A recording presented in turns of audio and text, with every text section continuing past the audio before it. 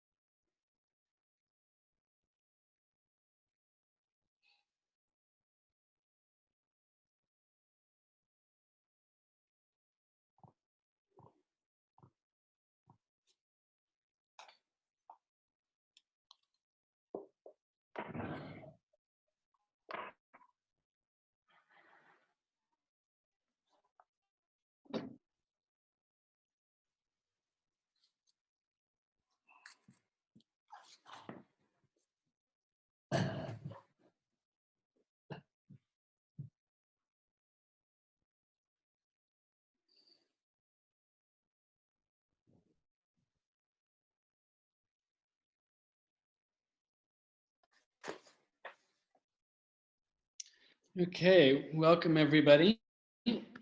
Thanks for joining us this afternoon for today's live stream activation program of Taipei Connections.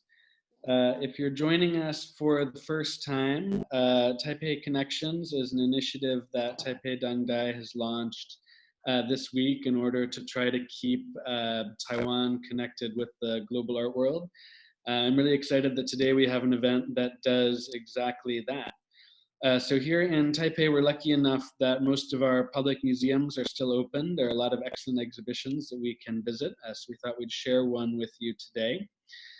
So we have with us Shasha Tipman from Lehman Maupin in Hong Kong. And she's going to be guiding a conversation between Erwin Wurm and Jerome Sanz, the curator of this exhibition at the Taipei Fine Arts Museum. And we have our team on the ground at the museum who's going to be able to walk us through the space in real time. So if anyone has any questions, if you're on Zoom, feel free to use the Q&A function directly. If you're on Facebook, just send a comment through and we'll get that to the panelists at any time. It's about 5:32 right now. We're going to start the live portion of the exhibition walkthrough at 5:50. Prior to that, I'm going to hand it over to Shasha now to get this conversation started. Thanks again for being with us. Over to you, Shasha.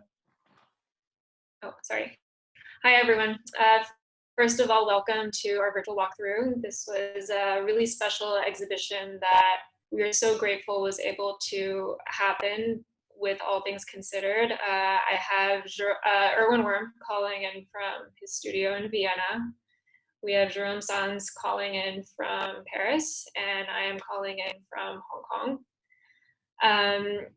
To start, I wanted to speak a bit about the exhibition, the history of it. Erwin and Jerome had already collaborated in the year 2000 for the Taipei Biennial that was curated by Jerome Sanz, and a body of work of 1-minute sculptures was produced at the time. So Erwin, can you speak a bit more about how that first collaboration started and what engaged you about Taipei? Well, it was an invitation by Jerome Sanz to participate on this show in 2000, actually 20 years ago.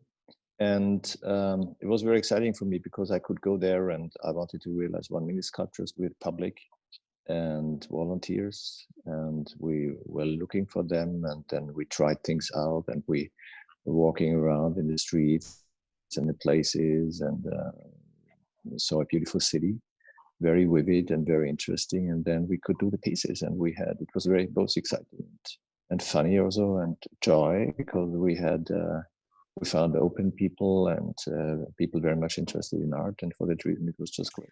所以我介绍一下这是 Erwin 跟 Jerome 第2次合作。Erwin Wurm 在2000年有参加台北的双年展，然后当时做了一整个系列，就是他的比较有名的1分钟雕塑，就是在台北的街头上跟台湾人让他们去表演，去创作这些1分钟雕塑。然后这是他们2位第2次合作，所以我们今年很开心，很期待有这个机会在台北市立美术馆做他的个展，是一个比较完整的个展，包括几个不一样的系列。我让Erwin 介绍一下他的1分钟雕塑概念。So Erwin, can you speak a bit more about your 1-minute sculptures? You have a very long history of developing this series to challenge the idea of sculpture, what it means, and what kind of boundaries we can push with it. Yeah, it's really a long story, but to make it short I was interested to create something which an equivalent to our life form, like all these short living things we're into. Our houses now, they're built for 20 years, then they will be broken down, and cars last shorter and shorter. Everything we buy lasts shorter and shorter, and because this is a part of our economy, many things have to be made new all the time, that the economy is rising and the economy is growing. And so I have my doubts and my question about it, but I wanted to create something what fits to this short living time.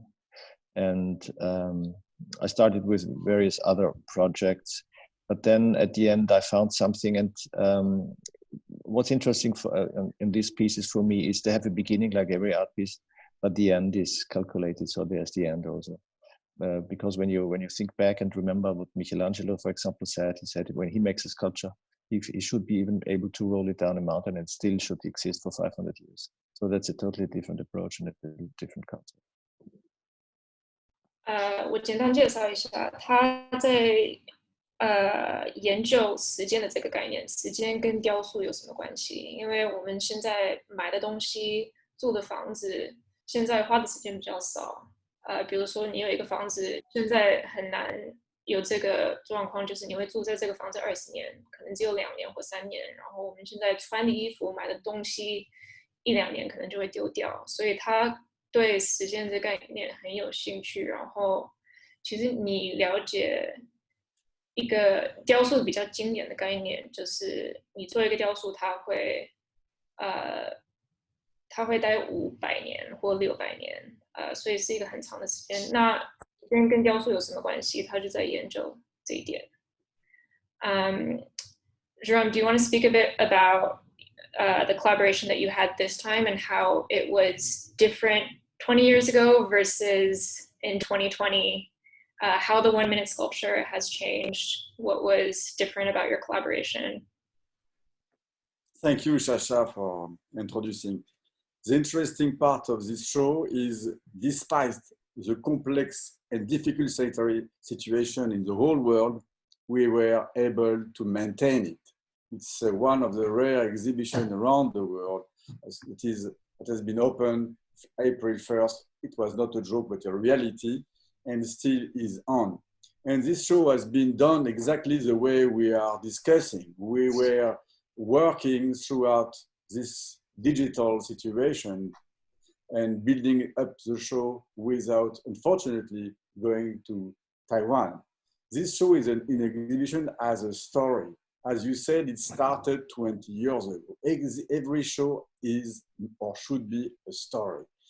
It started in 2000 when Erwin came with all the artists I invited for the Taipei Biennial at the time, called The Sky is the Limit. At the time, it was the opening somehow of the awareness of Asia. Nowadays, it's even no more an awareness, it's obvious. So it's 20 years of huge change of dialogue between East and West. And when we were invited to make this show, I found it very interesting to use what Erwin Wurm has done 20 years ago as a starting point of our exhibition today. So those pictures done in 2000 are no more like in their normal size in a print, but as a wallpaper, as we will see later. They are bigger, expanded, as always Erwin is changing the scale of things. And the important part is the way Erwin works is very unique. And this is why this show again was possible. His work is, in fact, is acting like a composer. Most artists do works that can be done only with them, only with transportation, with people going and making this. In this case, it's the work can be replayed anywhere, in any places in the world at the same time. It's a very contemporary. It's before digital, he was inventing this notion of development without his presence. His work can always be activated, re-expressed, replayed by people, and always keep its first time. So this is why the show is called 1 Minute in Taipei. It's not something negative, saying we just stay 1 minute in Taipei, but it's a combination between his work where he asks people to play a work in his 1 minute sculpture.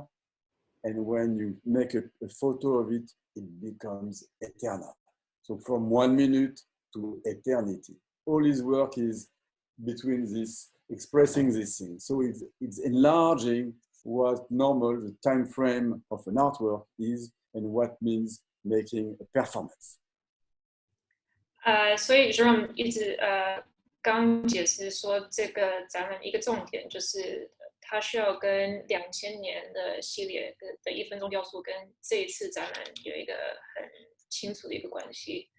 因为它这个系列也就是跟时间有关，1分钟这个概念，你在20年前去表演一件作品，跟现在有什么变化？因为我们的社会是变了很多，然后20年前他其实在研究东方跟西方的关系，从台北开始，那当然现在的社会改了很多，然后他其实也就是在看一件作品可以有怎么说？一件作品如果是有表演的方式，它可以永远做成什么样的作品？所以从这一点，我让 Erwin 解释一下他另外一个系列这一次的摄影。So Erwin, I wanted you to speak a bit more about this idea of photography that you incorporated into the 1 minute sculptures and how that changes this concept of time. Yeah, I mean, the 1 minute sculptures are very ephemeral because it's a person and the object, whether it's from the daily life or something else. And they together create a situation after my invitation, after my instruction. which lasts then short. 1 minute is just a synonym for short. It can be 10 seconds or 2 minutes or whatever. And but I've realized it's too ephemeral for me, because if you create something so ephemeral, it disappears. And we all know the art world needs appearance and not disappearance. So I tried to, at the very beginning, to keep them in a way alive. So I started to make snapshots, and then I started also to make instructions, because I realized when I'm invited to make, I was, for example, invited to make a show in San Francisco, but the galleries didn't have the money to invite me over, and I didn't have the money to fly over. So I created more or less, I made instructions and showed him what he has to do precisely and exactly, and asked the people what they have to do. And I sent this by fax at the time, and it worked out. So this was the end, at the end of the 80s, the 90s, far before iPhones and the internet was there. So it was the fax time.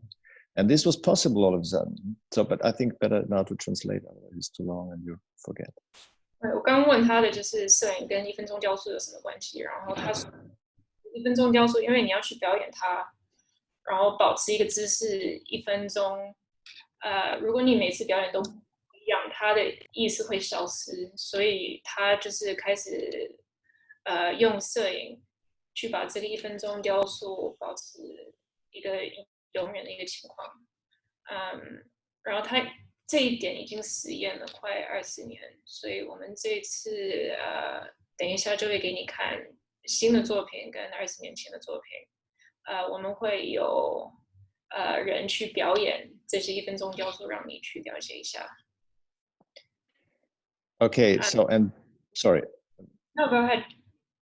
Okay. Something is ringing. Is it okay? Yeah, and for that reason, that at the very beginning, the first show, actually Hans Ulrich always invited me to a so-called Do It show. So he invited many artists to make a piece which is called Do It under a certain instruction. So he invited the public to do something.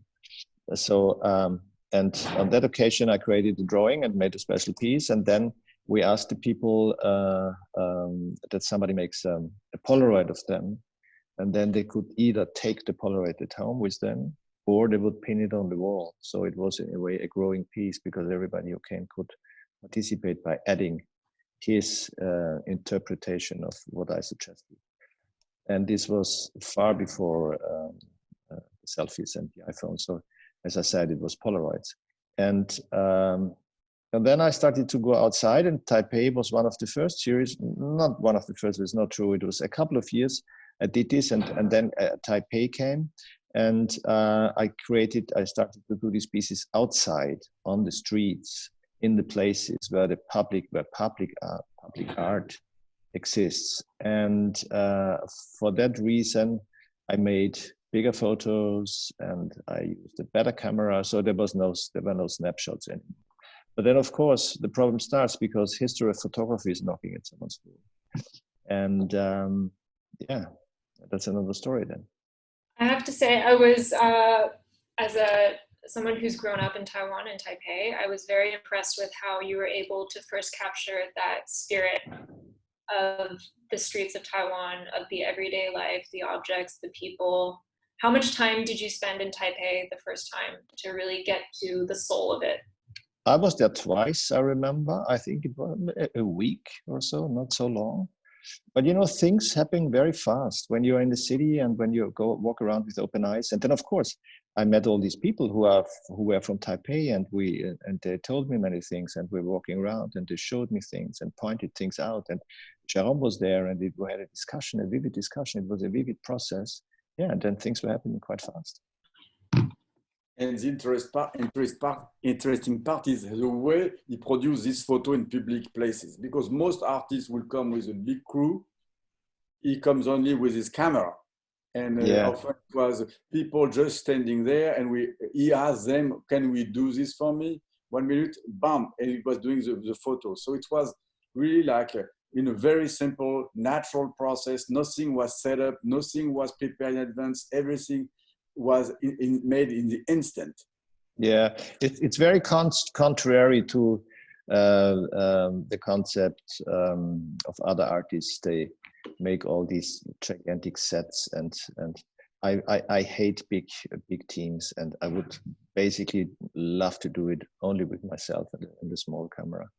And yeah, that's has to do probably with the character or so. Good. I'm going to translate for really quickly. 我刚问 Erwin 他是怎么开始做台北的一分钟雕塑，就是20年前，因为他其实最早的摄影很代表台湾的日常生活。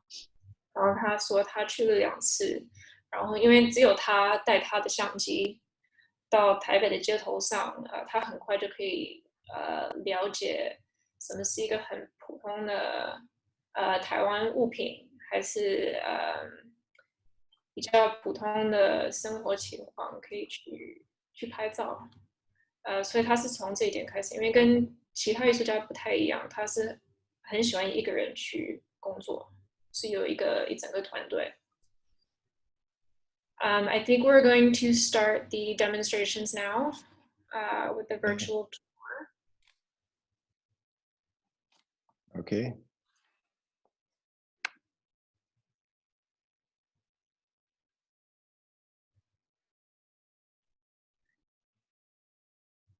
So that's the climbing tower, the wallpapers. Yes, You know, so the climbing tower is maybe Sharam, you explain it. Yeah, maybe we should explain that a lot of your work you're using modern architecture from a city. So here we are in Taipei, and you choose one of the iconic building, which was for many years the tallest building in the world. It's called 101 building. It's an iconic, emblematic piece of the architecture in Taiwan, and you reverse again the strategy of the scale. And here, normally in the city, the architecture build your own body. You are below. Here, we can embrace the architecture. You can play with it. You can climb on it. You can play with it. So it's totally reversing again the perspective of how normally cities are building our relationship with our body.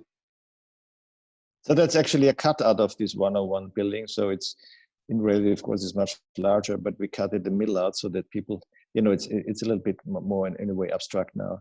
And then we added these grips where people can climb on, which are used in these climbing walls, so people can really climb on it. But maybe we could add, Erwin, that maybe the interesting part, it's like this building, we're going through the 101, we're going through the museum. Yeah, yeah. Vivian, could you show a detail of the wallpaper? Thank you. Yeah, you know, the wallpaper is they're made for these kind of drinking sculptures, what I did. So it's reversed, changed, transformed furnitures. I quite often use these very specific kind of furnitures from my past, the 50s and 60s in Austria, post-war society. And here on these images, I'm getting drunk, and I changed everything. I changed the perspective, I changed the body, I changed myself. So it's about the excess of getting drunk and what comes out of this. Interesting, they made a research that artists are more related to alcohol and pop stars and are more related to drugs. So I don't know what that means, whatever, but that's related to this. But it talks as well about when you go to on a high building, you are a little high. It's like you have this impression sometimes even within artwork. When you look at it, you become overexcited. So you're like really high somehow. So you mean you have vertigo in front of a good artwork? It happens, yes. Of course, sometimes, you know, you're overexcited and you become like your heartbeat change and everything change. Of course, this is why we love to be surrounded with exceptional things, writers, filmmakers, artists like you, and things like that. But here, the context is you recreate like a room. We are not just in a white cube. It's a room where you're surrounded by this. Yeah. You are within this context. Yeah. You are totally within a room. And here the same, you know, it's alcohol and information, both drugs and both dangerous, let's say. necessary but dangerous. 他刚刚在说，酒跟信息是一样的危险，所以你可以永远喝，永远醉。然后他其实有另外一个1分钟雕塑是跟喝酒有关系的，他其实会有一个酒吧，用自己收藏的一些家具啊，然后你要去表演它，然后喝醉之后才算完整这件作品。I was just explaining the drinking sculpture concept, Erwin. Okay, but I think she should go on with the photographs and go somewhere else because if we see this too long, it's. I think the 1-minute sculptures are going to be performed soon, and I think this is a good opportunity to break down what is a 1-minute sculpture. So, in the very essence, there is an object, exactly, and there's instructional drawing. And the public is invited to follow the instructions and create the pose with the object and then hold it for 1 minute. Yeah, exactly. So we have fridges and sideboards and pens and buckets and tennis balls. So different things from daily life, different things which attract me in a certain way. It's very much also about, when I use furniture, it's about modernism.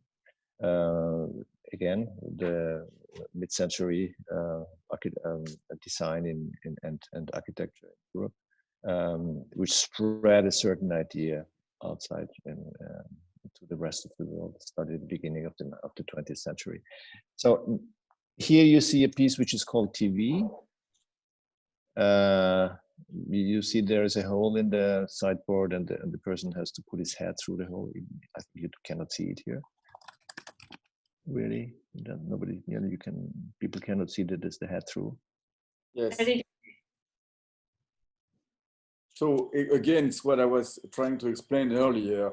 What is fascinating with your work is you make an exhibition like a collective performance where the individual and the collective are next to each other. Normally, you're facing an artwork. You can go around with the tradition of sculpture, let's say. Here, you can play yourself and be seen. So it's totally what we are living right now with all the social networks. Your work has been doing this for years, and it's exactly what the world is sharing, this individual into a collective era or structure.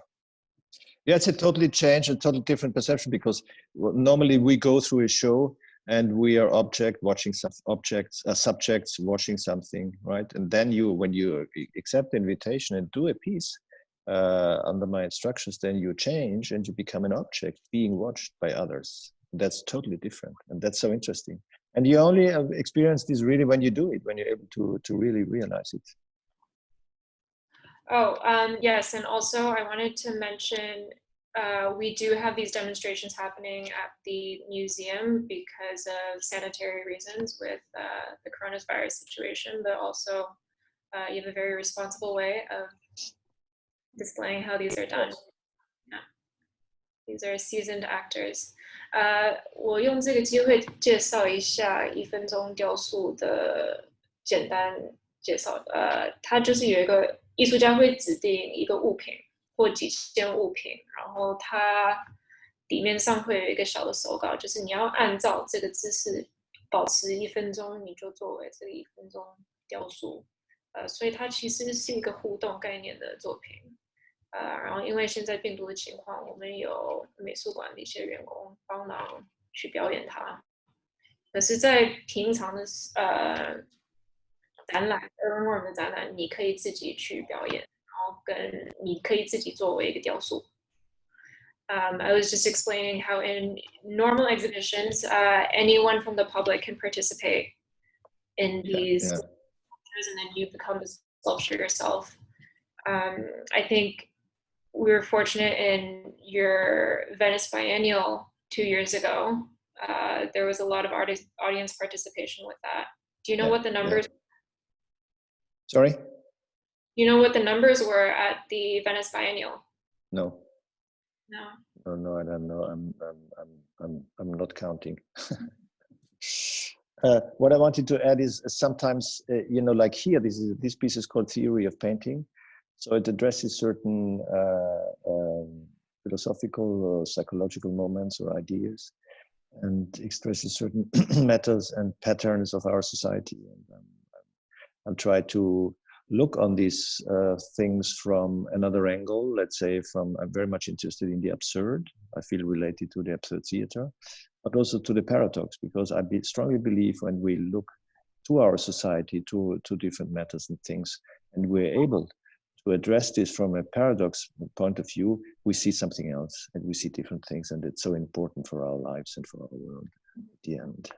And what is important here as well is it's a kind of a post-Warholian situation where everybody can become, for 1 minute, a work of art. You can act, again, react what Erwin is giving as an instruction and become the artwork yourself in front of the audience. And it's totally reversing, enlarging the traditional notion of a work of art that normally you look at a painting on the wall, you look at a sculpture and go only around without able to touch. Here you are able to touch, you are able to play, you are able to react. So it's a complete different perspective that Erwin is opening in his work. And I found it very interesting, very renewing the notion of contemporary art in general. Yes, it's this idea that if you don't participate, the work doesn't exist. It's not complete. Exactly. Well, it's not actually true. Then it's very conceptual, and then you can imagine, but there are different layers. One is first is the drawing of something, of the piece, and then there's the real piece, and then is the possibility to take home with you a snapshot, like a selfie or a photo with an iPhone, or just to imagine the situation and the position. I like all the variations. Yeah. And you could add as well that all these instructions as philosophical issues, political issues, social issues, cultural issues, and you can play with that as well. So there is a lot of room for interpretation, which is normally in a work, there is no room of any interpretation. And it's where I found to get very open. The work of Erwin is very interesting. He's leaving the room of anyone to interpret, to reactivate his own work. There's a lot of freedom. There's this notion of freedom in his work. Yeah, and thanks for mentioning this. The playing part is very important in the piece, but the other part, the conscious part, where you have to think about certain attitudes or moments of our society and of our lives, are very important too. So for that reason, I invite quite often the public to think about certain things, like to think about, let's say, Montaigne, a philosopher from the Renaissance, who was one of the first. By only writing about himself, he wrote about the whole world. So this is reflecting certain ideas from certain times and the relation of art, science, and philosophy to the world and to the people, to the public.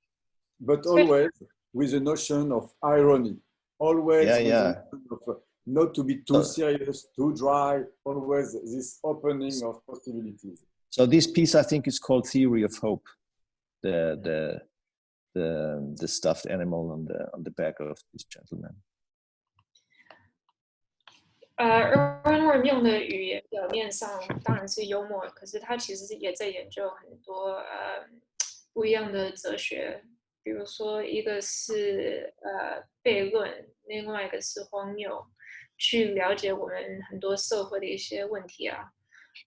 因为你用这种日常生活的物品，它可能会对每个人都有不一样的意思，每个人都有不一样的经验。所以他就是有这个自由去了解我们现在时间很多方面的一些问题。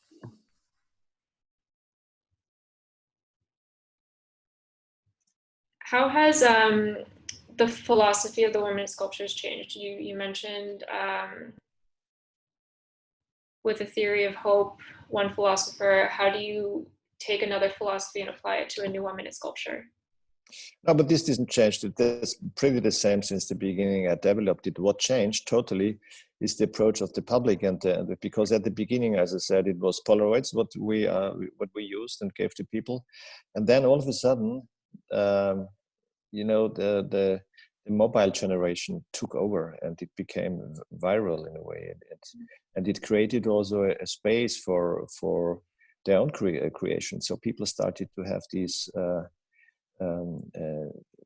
pages on the internet parts where they could post or where they did post situations and positions they created by themselves. So it became very, very interesting, and very quick fashion designers and fashion photographers and rock bands and models and all these jumped on these ideas and used it also, and sometimes or quite often without asking me. And it was this very interesting interference. And for that reason, for example, I saw advertisements from big brands. I saw images, and I thought, wait a moment, did I make this picture or not? So it was very close to my work. They just used my work without not asking, and it was at the beginning of this, how do you call it, mental property, or is it called mental property? No, it's called copyright property. Copyright property, yes, at the very beginning. And then it went on, and I thought, if I let this happen, then I'm probably having a problem. So I started to create myself photographic sculptures, 1-minute sculptures for magazines, because I thought the mass media, the space for public art is not only the streets and the public places and the city, but also the mass media, the place in the mass media. So I started to do this, to go on with this, and then many pop bands came, like the Red Hot Chili Peppers and all this. Yeah. Actually, do you hear the siren here? It's a siren here. It's in the countryside at 12 o'clock at noon. The siren is. And we could add, Erwin, that for Taiwan, we had the chance to have Vogue with us, and you did a lot of pages as well, a special series for Vogue during this exhibition. Yes, that's true, and this was great. Yeah, they came actually over together with people from the museum, because we couldn't go. I was totally scared to go, and because I have asthma, so I really didn't want to go. But then they came over. 10 people came over, but they all were wearing masks, so it was very interesting. And then we did the pieces in Vienna. So all the photographs what we see later were done in Vienna, but with people from Taipei and with fashion people and the hairdresser and the makeup artist, and they all came over. So this was quite exciting. Talking about the different responses to your work, you mentioned that Taipei was one of the first 1-minute sculpture photographs that you did in 2000. How has the response to your 1-minute sculptures and participation and engagement been different from the West? Oh yeah, it was very exciting to show in Asia, because when I showed the 1-minute sculptures first in Europe, in Austria or in Germany, people were very stiff at the time, and only a few people wanted to participate. Nobody wanted to make himself an idiot or wanted to look ridiculous, or that other people were smiling or so on. You know, art was very, very connected to seriousness, because only serious was truth, and it came from history, from Adorno and many others. So anyway, when I started doing these things in Austria and Switzerland and Germany, not many people did this. But when I came to Asia, it was crazy, because so many people jumped on it and did it and started to do it. And also in the States, it was much easier, because people were more used, you know, to pose that for themselves and to play around. Let's say they were freer in a certain way. And also in Asia, so I loved it very much there. I remember I had a show in Tokyo at the Mori Art Center, and it was crazy how many people were there, and it was really, really fascinating. Very contrary to Europe. Yeah. 我刚才问 Erwin，西方跟东方对他作品反应有什么不一样？然后他说，最早其实欧洲的观众很少人会去参加，会去表演这些作品。可是他第一次到台北，然后有一次在东京 Mori Art Museum 做了一个展览，他很开心发现很多人都排队去表演他这些作品啊，然后可能亚洲这个社会跟美国的社会比欧洲还更自由，所以他很开心这边的反应那么好。So we're going to move on to the next series. Why don't we start with the Taipei Biennial series in the year 2000? We've been talking about this a bit. It would be great to see some visuals. Which is the background, the big photos, the wallpaper photos here that brings the context of it. The story starts from that, from those photos made in 2000.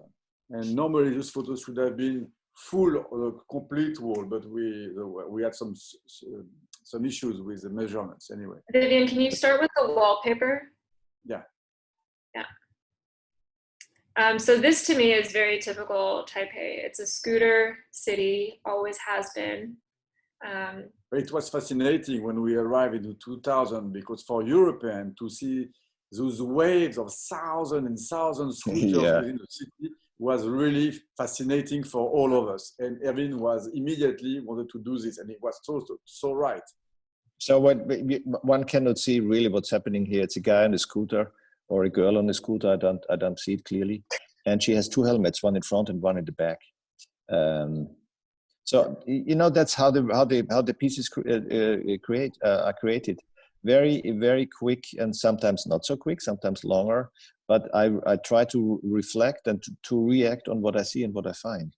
So this is one, and then the next. If she goes to the next, go to the next image. Yeah, there you see this girl in a car, and it was close to this fruit and vegetable market. Exactly. Yes. And as mushrooms, in a way, are always connect me to Asia for various reasons, I had to do this. So Erwin, these were random people that you had found on the street? Yeah, right. Jérôme, do you remember? Yes. 20 years ago, I remember. It was a mix of people we found in the street and people who were with us going outside, interns from the museum and young people around us building the show. So it was a mix between both. Yeah, and you see, for example, this piece here with cutlery. It's let's say lost in cutlery. It could be called like lost in translation, because in Asia you use the chopsticks, and here we have in Europe we use the other things. So it's this a very different approach to food and to. I've seen a great show about all these hundreds different of styles of forks and knives, and then just one piece of chopsticks. It was so fantastic, this minimalization of how you eat, and the other one was related to. You see the guy has a naked upper body, and the girl presses pins again, pencils and so on against his breast. Very much related to this idea, a Christian idea of the Holy Christopher who got penetrated with arrows. So it's spiritual and sexual and all together. And the next one is in the market again. The guy with these big melons laying on the street, and with these big melons on his back and on his head. And again, then the next. Those streets were very fascinating between of the sound, the smell, the activity, the numbers of people going around. So it was very fascinating as well. This totally different market, very tiny, very narrow, thousands of people. Fantastic. And then distance. Here we have it's the orange kiss, so two girls kissing in a way, and standing very close. But there are oranges between them, even between the mouths. So it's a distance way of kissing. Maybe that would be something for today. And that's the other one with French fries between the toes, because didn't have the French in a certain time in history a big influence there? French people or not? Oh. I let Sasha talk about that. With the French fries? Yeah, no, but the French fries are French food. So, but I remember it was something related to the history, but I forgot it 20 years ago. I'm getting old. I forget things now. It's embarrassing. I will give some context from the Taiwanese side that fried food, street food is a very much an important part of Taiwanese culture and everyday life. And to see it used and subverted in these ways is really capturing life there. See this one. Yeah, this is this Eastern way of meditation, which was so new for the Western world. It had such a big influence on our world that I tried to make a posture of meditation on the roof of a car in the city of Taipei. Mm-hmm.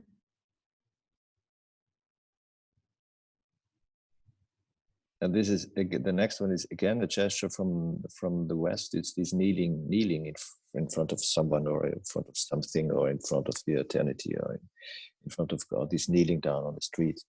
These are I like quite often to mix cultural habits from different countries and ethnies and mix them up and try to see what's coming out and how it changed things.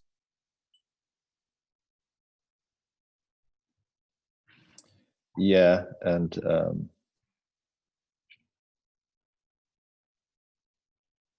let's go to the next one. Yeah, let's move on to the new works that you've created just for this exhibition. These were, you say, indoor sculptures in Vienna. Vienna is done with what was found in the studio where we were. It's from broom, table, things to move things around, a lamp. So very simple. So I wanted to change something in the relation, and it's fashion. So it was brought by the magazine Vogue. They had a fashion editor who came and brought all this fashion, and I wanted to change something, not using models, but using objects which are standing around, as Jerome said, brooms and all these other things. And it's if she goes closer, then something is happening, because all of a sudden we invent personality and person into the picture, into the pieces. Also, persons are missing. These I found very exciting and very interesting. So it's hardly to understand now to see, because there's too much light. Yeah, I can show some images. 这些作品是他最新的创作，然后他找了一些台湾的模特儿去维也纳去艺术家的工作室表演这些新的1分钟雕塑，然后这次是跟 fashion 有关，他们是跟台湾的 Vogue 杂志合作。I think it's interesting, Erwin, that your works also serve as a bit of a time capsule. I was seeing cars from the year 2000 in the early works, and then here you have pieces that are very representative of our time. Yeah, I mean, that's what's art about. Yeah, that's what's art about. Sorry. Especially we had to do this inside. Erwin wanted to make a confined photo shoot rather than going outside, as we were supposed to do again in Taipei. He decided to make something inside for this confined period. So it was in a studio, so from the street of Taiwan to the inside lockdown in a studio. And in another way, it was an interesting reinvention for me, because I started to make photography 15 years ago. I stopped making photography 15 years ago. But then since 2 years, I started again doing this. And for that reason, I thought that pieces have to look different now than then, because otherwise it would be just a repetition. So I was doing, especially here, this one is a nice piece. Maybe she could go closer to this. This is trees, and I dressed the trees with close, but you cannot see it again. So, well, okay. Erwin, do you want to introduce this body of work? These are architectural landmarks in Taipei. Yeah, it's houses, landmarks from Taipei. Some are traditional architectures, like this big door and the hotel, and others are, under the influence of Western ideas of modern architecture. So I like to show the traditional way and the influence of the Western, because the world, basically, everybody influenced everybody. So, and I found it interesting how the West influenced the East and how the East influenced the West. So here we see both. And this is the door, and we made everything in clay and like models, but in a size that people could work on it, because I wanted to create a performance where people have to make a physical exercise and reading a specific text of Ludwig Wittgenstein, who was one of the most important philosophers of Austria, beginning of the end of the 19th, beginning of the 20th century. And the performers had to attack in a way by making physical exercise the buildings and deform them. So this was a very short period that was done in the opening. I'm going to show some of the images of the performative act for the work, the destruction. So yeah, the performance was just done during the opening. And here you can see the guy had to step always up on the roof of the building, and then step down, go up and go down, and go up and down. And then these movements, they made a print into the building. And so the physical exercise, in a way, it attacks the building, and because the clay is soft, it let a print, it let a mark on the building, which was quite exciting for me, because this destroying by deforming something, every deformation is something creating new at the same time. And here you see the guy reading in the back this text, and there is this woman in front doing a physical exercise. And we could say that the performance of the person reading the text, it's like an oral sculpture, because the words invade the room for the moment you're speaking. So it's kind of an ephemeral sculpture in the air with a text that he reads from Wittgenstein that explores the limit of language and the faculty of knowing man through a philosophical method based on a new way of approaching language. So, and as you say, Erwin, especially from this philosopher, difficult text can be read word by word to be understood. Exactly, but also as there was a new American, because a very complicated text, the Logo Tractatus Logico Philosophicus, but there was this new generation of American who came up and said, "Oh, wait a moment! It's not necessary to understand everything word by word. It's because it creates, in a way, this disastrous and catastrophe situation of our world back if you don't understand everything." And that's so exciting, I thought. So it opens also the way to easier reading. And what I found fascinating here, again, we see very well, Sasha, in your photo here, that the imprint of the performer with his foot and pushing into the architecture, it becomes like a photo of a moment, because those pieces will dry and are dry now in the room, and it's an imprint of a moment that is past. So it's like photography. So it's bringing back architecture to sculpture and sculpture to photographic moment, stopping everything in a moment and reversing, as we can see here, the perspective of a normal building to a mini thing that we can play with, we can embrace, we can share, we can activate, because normally it's reversed. The building is bigger than us. Yeah. So this becomes like a playground. The city as a playground. Yeah, and in a way also it shows, this, in a way it's also destroying the city and the houses, destroying it, by destroying it, creating something else, creating something new. And that's exciting. And this is actually the museum in front of us, right? Is this the model of the museum? Yeah. Taipei Museum, very well-known architectural landmark, very Western in some ways. And of course, one of the most iconic buildings in Taipei, which is right next to the museum, is the Grand Hotel Rensanfandian. Yeah. I'm wondering if it's not where we stayed 20 years ago. I'm sure it's where you stayed 20 Well, years I didn't stay there. You stood there because you were the important curator. I was the poor artist. I stood in a simple hotel at that time. You forgot everything. We all stayed in the same hotel. No, I remember very clearly because I was in an earthquake and I was running down in the middle of the night. It was another building, but it's okay. So as we are wrapping up this virtual talk, we didn't get to speak too much about this, but what was it like to curate and work on the exhibition without being able to physically go to Taipei?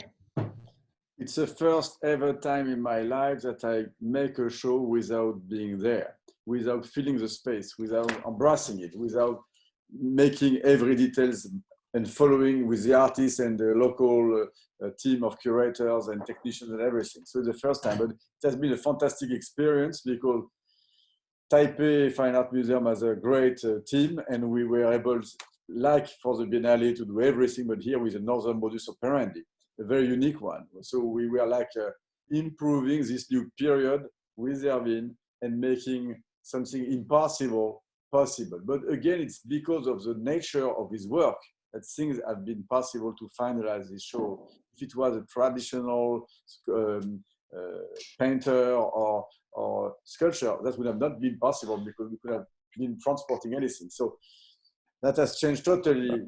The flexibility of Erwin's work is contemporary nature and his way that you can reproduce somehow the work without being there makes it possible. And that was very exciting to experience this side of his work with him 20 years later in a place that we were all together and living a collective experience at the time with the Biennial, and to live this collective now experience with the Taiwanese audience. So it was very fantastic experience, very emotional as well.